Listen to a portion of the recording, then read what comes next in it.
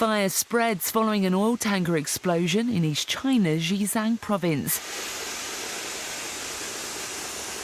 It happened in the coastal city of Ningbo early on Saturday morning when the 600-ton vessel was being repaired. 2.5 hours was how long it took to put the fire out, but there's a new problem. An unknown amount of oil is now leaking into the Yongjiang River. Now, local authorities are worried as the 130-kilometre stretch of water is a major source for the nearby city, which has a population of 7 million.